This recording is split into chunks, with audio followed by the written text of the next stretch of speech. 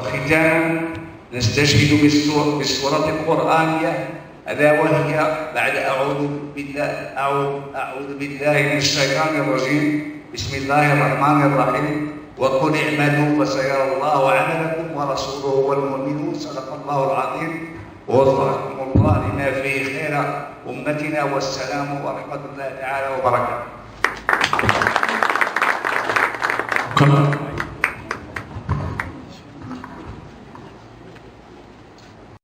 Libéral Nador et Tléouch, et au nom de tous les médecins de la délégation médicale Nador, on remercie le syndicat et on souhaite la bonne réussite de ces journées.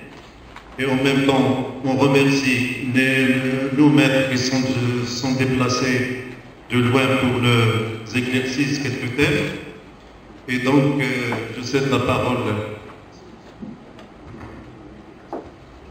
Bonjour mon frère, on remercie le professeur Nassim d'avoir répondu favorablement à notre demande. Pour ceux qui ne connaissent pas le professeur Nassim, il est chef de service de centre hospitalier universitaire de Fès, service de neurologie. Et là, il a une activité particulière pour la pathologie neurovasculaire. Et il va nous traiter un sujet qui est très fréquent, c'est la pathologie, c'est l'accident vasculaire, etc.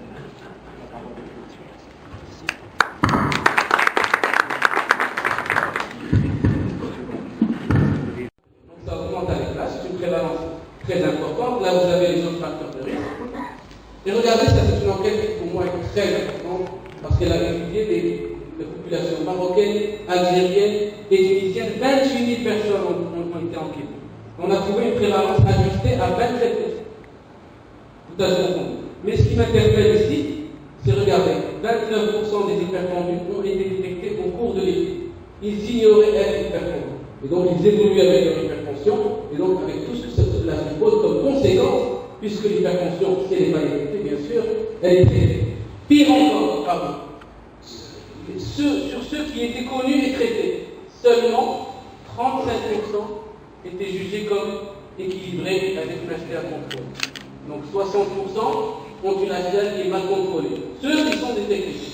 Ne parlons pas de ceux qui ne sont pas détectés. Donc, sous-diagnostication et une meilleure gestion, car c'est un facteur de risque très grave pour les pathologies cardiaques et aussi pour les pathologies cérébrovasculaires. Regardez le deuxième facteur de risque, le diabète, l'épidémie silencieuse. Dans notre région, donc de l'Afrique du Nord et du Moyen-Orient, 34 millions de diabétiques. La moitié sont sous-diagnostiqués, ne sont pas diagnostiqués, ne se connaissent pas être diabétiques. Donc, au moins, pour ne pas dire unité neurovasculaire, que les gens réservent des lits pour les AVC qui vont venir chaque jour. Voilà. Il y a un confrère qui m'a dit il faut poser une question parce que la dernière fois il m'a dit pourquoi il faut dire qu'il faut former les neurologues. Je lui ai dit c'est pas question de neurologues, c'est tous les médecins qui doivent participer à cela et surtout les soignants qu'on doit former. Alors, ça c'est très important. Le premier intervenant dans cette histoire, pour moi, c'est le praticien de ville généraliste. L'expérience qu'on a faite, elle est extraordinaire. Parce que ce sont parfois les généralistes qui nous appellent et qui nous disent voilà, j'ai un AVC, j'ai une hémiplégie, dans les délais, qu'est-ce que je fais? Parce qu'on a fait des séances de formation comme celle-là et les gens sont sensibilisés. Et beaucoup maintenant d'amis cardiologues de Fès et de généralistes, ils disent voilà, moi là j'ai trombolysé avec les gens de Fès, j'ai trombolysé 2 patients. Voilà, donc là je l'ai revu, ils remarquent, c'est génial. Donc ça c'est très important et c'est les généralistes qui nous aident. Parce que c'est eux qui avertissent en premier quand les patients ne se présentent pas directement aux urgences. Le taux d'origine de la thrombolyse, c'est à partir de quelle heure? L'optimum. L'heure. D'après votre l'expérience marocaine, quel est l'horaire où vous avez le maximum de résultats? Ouais. Alors, en France, apparemment, ils disent que les meilleurs résultats, c'est à partir de 3h, 3h30. Les meilleurs. Alors c'est simple. Au-delà, donc on a moins, le pourcentage diminue. Donc peut-être, même si vous êtes embolisé, peut-être il n'y aura pas de réponse Alors ça, c'est pour ça que très bonne il y a une organisation, malgré que dans un pays comme là. Dans les délais, les choses augmentent et la lésion qui ne sera plus récupérable, elle augmente. Donc plus c'est tôt, plus c'est bon. D'accord. Un autre élément. Quand on a fait nos 60 thrombolies, on a essayé de comparer avec les autres. Qu'est-ce qu'on trouve? Que les résultats sont moins bons que les pays occidentaux. Mais quand on voit le délai, on voit que notre délai moyen est à 3h30, alors que leur délai moyen il est de 2h30. Ça veut dire qu'on a quand même une heure. Avec ça, il y a le SAMU. Les gens, 99% des gens qui viennent aux urgences, ils viennent par leurs propres moyens, leur carrosse, leur taxi, etc. Donc s'il y avait le SAMU, on va gagner. Pour résumer, il y a eu un article qui a évalué si on perd 1 minute, combien on perd de neurones, de façon statistique de volume. À chaque minute, on perd 1,9 million de neurones. Donc, si un patient arrive tôt, il ne faut pas lui faire perdre les chances. Plus on thrombolise très vite, mieux c'est pour le patient. Si on le thrombolise à H1, c'est beaucoup mieux que H2, c'est bon. Et donc nous, à Fès, on a encore 1 heure à récupérer, et ce n'est pas de notre faute, c'est de la faute du pré-hospitalier, c'est-à-dire qu'il faut organiser le transport à... Et votre thrombolyse ici, uniquement sur le scorelinage, et le scanner.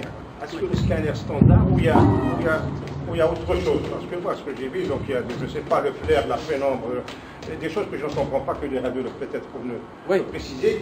Là, je trouve que c'est le scanner standard, donc vous voyez un scanner tout à fait normal, et on trouve... Alors, je pense qu'il y a autre chose à approfondir un petit peu. Je vous réponds. J'ai un peu simplifié. Mais le scanner, il faut avoir... Vous voyez que le scanner, par exemple tout à l'heure, celui qui était à H5, je n'aurais pas thrombolisé parce qu'il y a des signes précoces, qu'on appelle d'hypoatténuation très étendue. Et tout ce qui est hypoatténué au scanner, c'est déjà perdu. Par contre, les pays développés, maintenant, ils thrombolisent avec l'IRM. Et c'est plus sécurisé, parce que l'IRM, il voit tout. Il voit l'artère bouchée, il voit la zone qu'il va sauver, il voit la zone qui est déjà perdue. Mais nous, on ne peut pas, aujourd'hui, organiser un circuit IRM dans les 4h30 partout. Donc si on veut démarrer la thrombolyse, donner une chance au patient, c'est faire avec le scanner, mais bien sûr, un œil entraîné, un scorelinage bien évalué et une décision du senior. Voilà, un neurologue averti. Maintenant, si on arrive à avoir des patients, des AVC, 2 jours plus tard, 3 jours, on fait un scanner, c'est effectivement ça. 10%, donc, moi, il faut qu'on s'en occupe. Et on s'en occupe avec ce que je viens de dire. C'est-à-dire essayer de chercher les facteurs de risque. Si on ne trouve pas le facteur de risque, on va quand même mettre un traitement de prévention secondaire, après un AVC, et on va s'occuper des mesures générales, qui elles aussi améliorent le pronostic. On va faire de la rééducation, le médecin physicien qui va nous aider, et les patients récupèrent. Alors, pour ceux qu'on ne peut pas thromboliser, au moins l'externe, il faut qu'on s'en occupe aussi, et de façon plus importante. Et les unités neurovasculaires, ce n'est pas fait uniquement pour les AVC à thromboliser, c'est surtout pour les autres. Quel traitement? Le traitement, c'est l'antiaspirine, voilà, anti-agrégant plaquettaire, un IEC, obligatoire, un hypolipémiant, c'est une dyslipidémie, et en fonction de si la crise, on va dire. Voilà. J'avais discuté tout à l'heure avec le neurochirurgien au CHU de Neuchâtel, et je lui ai demandé quels sont les problèmes rencontrés au sein.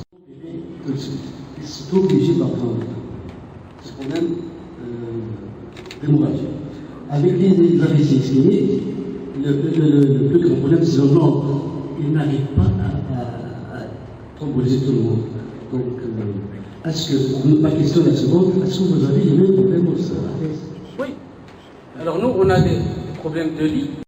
Patients par an, on ne peut pas hospitaliser tout le monde.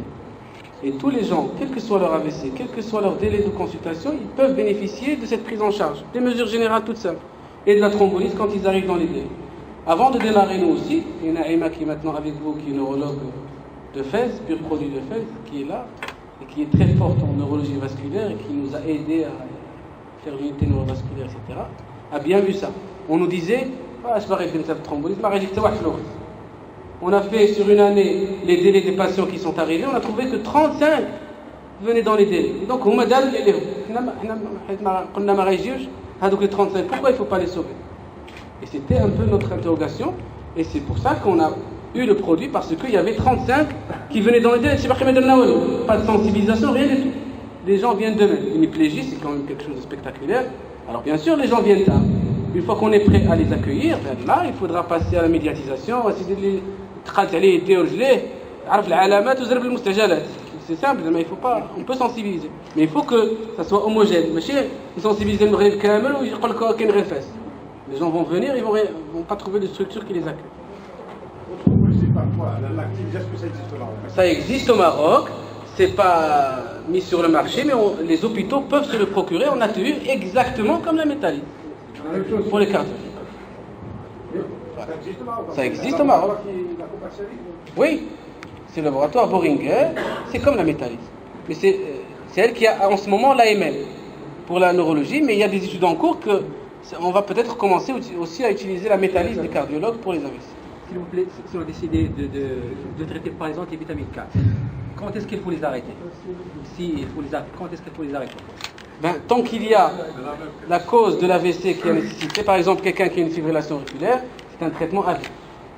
Alors on peut parler de la gestion des AVC. Par exemple, nous, parfois, on était inondés de patients, on a fait un téléphone spécial pour ça. Ils nous appellent, et on a un téléphone et on équilibre ça. C'est un traitement au long cours. Mais ça va résoudre le problème, les nouveaux produits qu'on n'a pas encore ici. Enfin, il y en a aussi ici, hein, c'est rentré. Hein. Ils sont chers. Je vois des patients sous de fortes doses, 2 comprimés et demi à 3 comprimés. Oui. C'est exceptionnel. Alors, s'ils sont, il y a une variabilité interindividuelle pour l'équilibre de l'INR. Même chez un même individu, en fonction des périodes, c'est pour ça qu'il faut faire des contrôles au début rapprochés et puis tous les mois, parce que les gens, en fonction de ce qu'ils ont mangé, de ce qu'ils ont pris comme médicament, ça varie. Et à la moindre variation, ça peut faire saigner, hémorragie, ça peut faire boucher une artère parce qu'il est sous-dosé. Et c'est une gestion très difficile à faire. Même dans les pays développés d'ailleurs. C'est pour ça qu'ils sont très contents d'avoir les nouveaux anticoagulants. On va profiter de votre présence pour vous poser une question. Donc, on vous demande des expériences avec des AVC familles, si jeunes. Est-ce que vous avez des expériences de compression en fait? Tout à fait. Alors, ça c'est très important. L'indication chirurgicale, quand c'est une grosse lésion qui va gonfler et qui va comprimer le reste du cerveau qui ne souffre pas, il n'a rien demandé, c'est de faire une hémicraniectomie. Les AVC, on les appelle les AVC malins, tellement ils tuent. La seule solution, c'est d'enlever un morceau de crâne pour que ça gonfle vers l'extérieur. Bien, nos neurochirurgiens commencent à nous faire les hémicraniectomies. Mais on a encore un souci avec eux. C'est que maintenant, dès qu'on voit le patient avec le scanner initial, on sait qu'il va s'aggraver. Il y a des neurochirurgiens parmi nous? Oui. Ah, je me méfie. Ils nous disent, en tout cas au CHU de Fès, il faut que le patient s'aggrave. Et quand il s'aggrave, c'est déjà un petit peu trop tard.